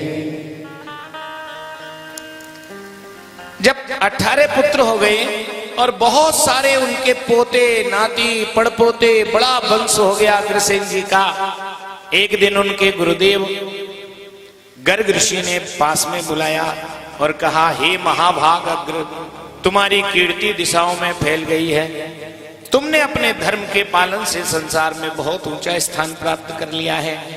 तुम्हारे पुत्र भी तुम्हारी तरह गुणी हैं, धर्मात्मा हैं, वीर हैं, यशस्वी हैं, सद्गुणों से युक्त हैं, सारा परिवार बढ़िया है। अब मेरे कहने से तुम्हें एक काम और करना चाहिए। क्या? एषते वंश कृन्नाम यज्ञः सत्पुरुषोचितः। आप उस योग्य हो गए हैं कि वंश कर यज्ञ करें। वंश कर यज्ञ क्या होता है? जो व्यक्ति महान होता है उसके नाम से फिर वंश जाना जाता है। भगवान श्री रामचंद्र जहां प्रकट हुए उस वंश को कौन सा वंश कहते हैं? रघुकुल, क्योंकि महान रघु पैदा हुए इसलिए वो रघुकुल है। महान लोगों के नाम से वंश आगे बढ़ता है। तो तुम उस योग्य हो, तुम्हारे नाम से भी वंश बढ़ना चाहिए। नहीं तो पिताजी का नाम तो बल्लभ सेन है, बल्लभ सेन जी का वंश कहते हैं कि अग्रवंश कहते हैं। हाँ, महान कर्म किया, अब वंश कर नाम का यज्ञ करो। महाराज उसी समय यज्ञ की दीक्षा ले ली। बड़े बड़े ऋषियों को बुलाया गया है, आचार्यों को बुलाया गया है, बड़ी सुंदर यज्ञशाला बनाई गई है। 18 यज्ञ, 18 प्रकार की प्रजा है, इसलिए 18 यज्ञशाला बनाई है। 18 पुत्रों को नायक बनाया है। सबसे पहले प्रधान यजमान के रूप में स्वयं अग्रसेन जी महाराज और माधवी देवी ने पूजन किया, यज्ञ में हवन किया, ऋषियों के बताए अनुसार सारे कार्य किए। पर एक ऐसी घटना घटी, 17 यज्ञ पूर्ण हो गए, 18वें में पूर्णाहुति से पहले अनेक प्रकार के पशुओं को लाया गया बांधने के कर बलि देने के लिए। महाराज पशुओं की बलि देनी पड़ेगी। आहा, अग्रसेन जी ने उसको देखा, जिनके हृदय में सहज करुणा थी, दया थी, वो बलि कर्म को देख करके उनका मन उदास हो गया और वे उठ करके चले गए। सारे ऋषि आए, महाराज आपका मन क्यों खिन्न हो गया है? अरे यज्ञ अधूरा है, आप चलिए, आप यज्ञ को पूरा करा दीजिए। अग्रसेन जी कह रहे हैं, आहा हा, मेरा मन पशुओं को मारने में नहीं लग सकता है। ततो दीनान पशून् दृष्ट्वा अग्रसेनस्तपोधनः ततापनायम यज्ञस्य विधिर मंगलकारकः। इन बेचारे निरपराध दीन पशुओं को मारना मुझे मंगल कारक नहीं लग रहा है। उनके हृदय में, उनको देखकर मेरे मन में दया आ रही है। संसार में कोई भी प्राणी मरना नहीं चाहता, सबके अंदर एक इच्छा होती है जीने की। अग्रसेन जी कहते हैं, चींटी से लेके हाथी तक कोई भी ऐसा नहीं है जो मृत्यु होने पर प्रसन्न होता हो। बीमार हो, बूढ़ा हो, सांस चल रही हो, बिस्तर में पड़ा हो, घर वाले भले ही कह दें कि अब तो चले जाए, पर मन में नहीं आता कि धरती छोड़ के चले जाएं। ये जीवन के प्रति मोह प्राणी मात्र में होता है। इनको क्यों मार रहे हो? इनको मारना मुझे उचित नहीं लगता महाराज, मेरा मन खिन्न हो गया। मैं बलिदान नहीं करूंगा, पशुओं की वध नहीं करूंगा, हत्या नहीं करूंगा। ऋषियों ने समझाया है, ये तो यज्ञ का विधान है। उस समय यज्ञ में बलि देने का विधान चल रहा था। क्षत्रियों को पशु बलि दी जाती थी। क्यों दी जाती थी?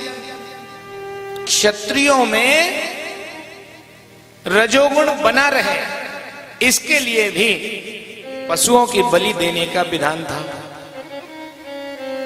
शौर्य बना रहे, इसलिए क्षत्रियों को वो प्रशस्त था, उसकी अनुमति थी, ताकि उनमें वीरता शौर्य बना रहे, युद्ध के समय विचलित न हो जाएं। तो परंपरा बनाई। आओ, अग्रसेन जी ने कहा मैं नहीं करूंगा। गुरुजी आगे गर्ग जी और अपने विचार बताने लगे। संसार में सभी दानों से बड़ा दान होता है, प्राण दानात् परम दानम न भूतम न भविष्यति तस्मात् प्राणिषु सर्वेषु दयावान आत्मवान भवेत्। संसार में प्राण दान से बढ़ के कोई दान नहीं है, और यज्ञ के लिए पशुओं को मारना मेरे हिसाब से धर्म नहीं हो सकता है। गुरुजी ने कहा, राजन ये तो क्षत्रियों का धर्म है। नहीं नहीं महाराज, मैं अहिंसा को मैं विश्वास करता हूँ। यो हिंसकानि भूतानि हिनस्त्यात्म सुखेच्छया स जीवस्य अमृतच्चैव न क्वचित् सुखमेधते। जीवों की हिंसा करने पर सुख मिलेगा, इस पर मेरा भरोसा नहीं हो सकता, क्योंकि मैंने भी शास्त्र पढ़े हैं। शास्त्र में तो ये कहा जाता है, 4 वेद 6 शास्त्र में बात लिखी है, 2 सुख दीने सुख होते, दुख दीने दुख होए। 18 पुराणेषु व्यासस्य वचनद्वयम् परोपकार पुण्याय पापाय परपीडनम्। 18 पुराणों में व्यास जी ने यही लिखा, दूसरे को दुख देना पाप है और दूसरे का दुख मिटाना पुण्य है। तो महाराज क्षत्रिय धर्म तो ये कहते हैं, 3 काम करने वाला कभी स्वर्ग में नहीं जा सकता है। वृक्षान् छित्त्वा पशून् हत्वा कृत्वा रुधिर कर्मम् मैंने तो ये समझा है जो वृक्षों को, हरे वृक्ष को काटेगा, जो पशुओं को मारेगा और जो भ्रूण हत्या करेगा, यदि यही स्वर्ग में जाएंगे तो नरक में कौन जाएगा? ये अग्रसेन जी महाराज कह रहे हैं। गुरु जी से कहा, हे गुरुदेव, यदि मैं गलत कह रहा हूं, असत्य कह रहा हूं, तो आप मुझे रोक दीजिए, मैं आपकी बात मानूंगा, लेकिन मेरे मन से पशुओं का वध करना उचित नहीं है। तो गर्ग ऋषि बोले, क्षत्रिय धर्म तो है। अरे महाराज खड़े हो गए और कहने लगे, मैं प्रतिज्ञा करता हूं कि यदि क्षत्रिय धर्म में हिंसा करना अनिवार्य है तो मैं ऐसे क्षत्रिय धर्म का परित्याग आज ही कर देता हूं, छोड़ रहा हूं। क्षत्रिय का धर्म तो आतताई से रक्षा करना है, निरपराध को मारना क्षत्रिय धर्म कैसे हो सकता है? हा? चाहे समुद्र सीमाओं को लांघकर आगे बढ़ जाए, चाहे हिमालय हिम का परित्याग कर दे, चंद्रमा की चांदनी उससे अलग हो जाए, लेकिन मैं पशु का वध स्वीकार नहीं करूंगा।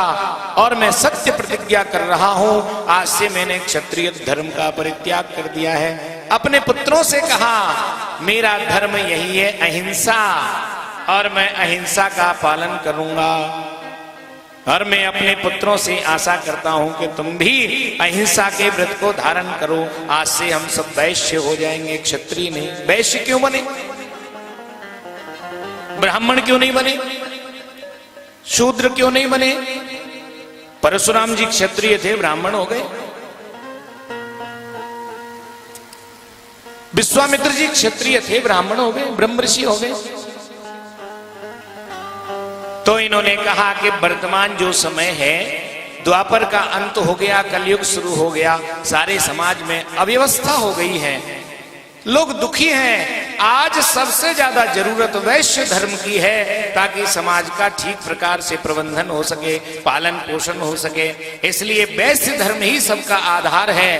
वैश्य को भगवान विराट का उदर कहा गया है, सबका पालन होगा। इसलिए हम आज से वैश्य धर्म को अपनाएंगे और धर्म की व्याख्या करी। और सही पूछो तो धर्म क्या है? मनुस्मृति के अनुसार 5 लक्षण हैं धर्म के। आजकल धर्म की व्याख्या लोग अपने अपने ढंग से कर रहे हैं, अपने ढंग से कुछ भी व्याख्या की जा रही है, पर मनुस्मृति में जो धर्म की व्याख्या है वो क्या है? अहिंसा सत्यमस्तेयो शौचमिंद्रिय निग्रह। क्षत्रिय का धर्म जो होगा, ब्राह्मण का धर्म जो होगा, पर चारों वर्णों के लिए हमारे शास्त्र जो कह रहे हैं वो चारों धर्मों के लिए है, वो है अहिंसा। अहिंसा सत्यमस्तेयम शौचमिंद्रिय निग्रह एतम सामासिकम धर्मम चातुर्वर्णे ब्रवीण मनु। मनु कहते हैं ये यूनिवर्सल धर्म है, सारे ब्रह्मांड के लिए, चारों वर्णों के लिए ये 5 कर्म करेगा, वो धार्मिक है। कौन कौन से? पहला है अहिंसा, दूसरा है सत्य, तीसरा है अस्तेय माने चोरी नहीं करना, और 5वां है इंद्रियों का निग्रह। अहिंसा सत्यम अस्तेय, शौच माने पवित्रता, और 5वां है इंद्रियों को नियंत्रण में रखना। ये 5 वृत्ति जिसके जीवन में है वो धार्मिक है भैया। यही धर्म की व्याख्या है। पूजा किसी भी रूप की करो, मंत्र किसी कोई सा भी जपो, उपासना कैसी भी करो, ये 5 ही धर्म के मूल सिद्धांत हैं। अहिंसा, सत्य, अस्तेय, शौच और इंद्रिय निग्रह। तो इसी बात को समझ करके अग्रसेन जी महाराज ने प्रथम जो धर्म का पहला लक्षण अहिंसा है उसको लिया और कह दिया अब मैं अहिंसक हो गया। अहिंसा ही धर्म का मूल है। हिंसा के द्वारा धर्म आगे नहीं बढ़ सकता है। अहिंसा से ही ईश्वर की प्राप्ति होगी, अहिंसा से ही कल्याण होगा, अहिंसा से ही संसार में धर्म की स्थापना होगी। इसलिए मैंने क्षत्रिय धर्म छोड़कर संपूर्ण मानव जाति का, संपूर्ण ब्रह्मांड का जो धर्म है उसको मैंने धारण कर लिया। कर्म के लिए वैश्य हो गए। कर्म अलग है, धर्म तो सबका एक ही है, कर्म सबके अलग हैं। ब्राह्मण क्षत्रिय वैश्य आदि के धर्म एक है, कर्म अलग है। कर्म क्या है वैश्य का?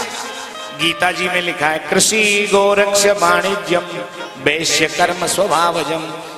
खेती अन्न उत्पादन करना, सारा प्रोडक्शन वैश्य करना है। व्यापार करना, ट्रेडिंग वैश्य करना है। और गोपालन, पशुपालन, ये भी वैश्य कर्म है। और मनुस्मृति में और भी वर्णन करके लिखा है, पशूनाम रक्षणम दानम इज्याध्ययनमेव च मणिपथम कुसीदम च वैश्यस्य कृषिमेव च। क्या है?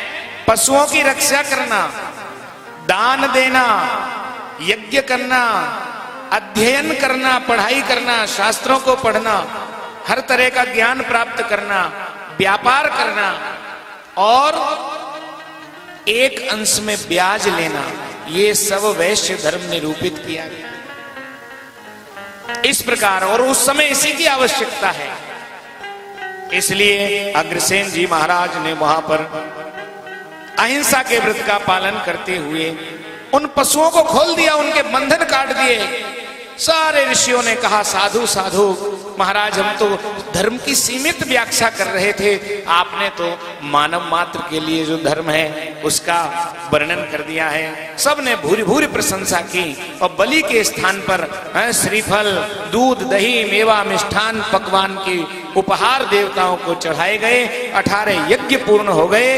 और उसी समय, इसमें तो नहीं लिखा है पर अन्य सभी ग्रंथों ने कहा कि 18 कुल बने, 18 गोत्र उसी दिन से बन गए। जिन ऋषियों के आचार्यत्व में यज्ञ हुआ तो अग्रसेन जी महाराज के 18 पुत्र उन्हीं के नाम से गोत्र वाले हो गए। कौन कौन से हैं? सबसे बड़े पुत्र हैं विभु, गर्ग ऋषि उनके यज्ञ के आचार्य थे, इसलिए गर्ग गोत्रीय हो गए। वशिष्ठ ऋषि जिनके आचार्य थे वे विक्रमसेन बिंदल हो गए। कश्यप ऋषि जिनके आचार्य थे अजय सेन कुच्छल हो गए। गौतम ऋषि जिनके आचार्य थे ऐसे विजय सेन गोयल हो गए। और अनंत सेन के आचार्य गोभिल ऋषि थे, वे गोयन हो गए। नीरज सेन जैमिनी ऋषि के आचार्य तुम्हें जिंदल हो गए। अमर सेन जी वात्सिल ऋषि से बंसल हो गए। और नगेंद्र सेन जी भारवी ऋषि से भंदल हो गए। श्रीमंत जी सांडिल्य से सिंघल हो गए। श्री सोम मैत्रेय से मित्तल हो गए। और धरणीधर जी तांड्य ऋषि से तिंगल हो गए। और अतुल जी मुदगल ऋषि के आशीर्वाद से मधुकुल हो गए। अशोक जी कौशिक जी से कंसल हो गए। सुदर्शन जी तैत्रेय से तायल हो गए। सिद्धार्थ सेन जी धौम्य ऋषि के मार्गदर्शन में धारण हो गए। और गणेश्वर जी मांडव ऋषि से मंगल हो गए। और लोकपति औरव के नाम पे एरन हो गए। इस प्रकार 18 गोत्र बने और आनंद हुआ। सभी वंशधरों ने अहिंसा और सत्य के व्रत को धारण किया है और आनंद हो गया। फिर प्रजा आनंद पूर्वक बसी, इतना कल्याण हुआ। सारी पृथ्वी पर अग्रसेन जी ने इसी धर्म के मर्म को जा जा करके स्थापित किया। और महाभारत के युद्ध के बाद समाज की सारी व्यवस्था जो जर्जर हो गई थी उसको पुनर्स्थापित धर्म की स्थापना की। बहुत आनंद हुआ। बोलिए अग्रसेन जी महाराज की। और ऐसा